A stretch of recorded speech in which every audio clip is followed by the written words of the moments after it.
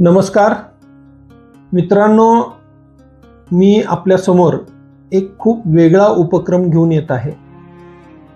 जनकल्याण माह म्हणजे जनकल्याण महिना। तर काय आहे हा उपक्रम हे आपल्याला समजून घ्यायचं आहे।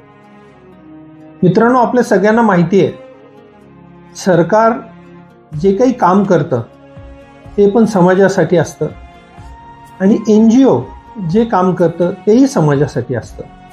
आणि आपल्या सगळ्यांना माहिती आहे की महा NGO फेडरेशन मागच्या 5 वर्षापासून आज 2000 NGOंना घेऊन समाजासाठी काम करतोय, समाजसेवा करतोय।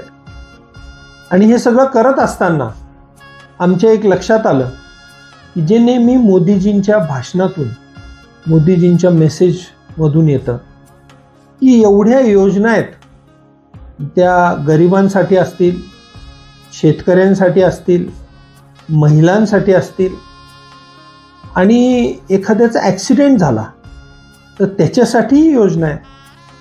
कोणी हॉस्पिटलमध्ये ॲडमिट झालं आणि जर पैसे नाही आहेत तर त्याच्यासाठीही योजना आहेत। अशा अनेक योजना या लोकांसाठी मोदी सरकारने, महाराष्ट्र सरकारने केलेल्या आहेत, परंतु त्याची माहिती आपल्यापर्यंत नाही आहे।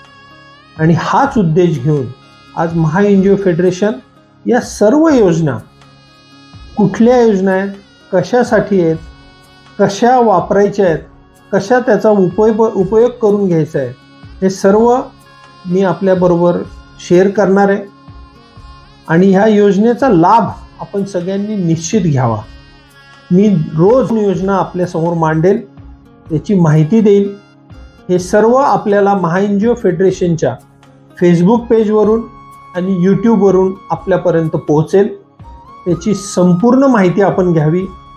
आणि जर काही अडचण असेल तर आम्ही एक नंबर आमच्या ऑफिसचा देऊ, आपण तिथे कॉल करा, संपर्क करा आणि त्याची अजून चांगल्या पद्धतीने माहिती आपण घ्या।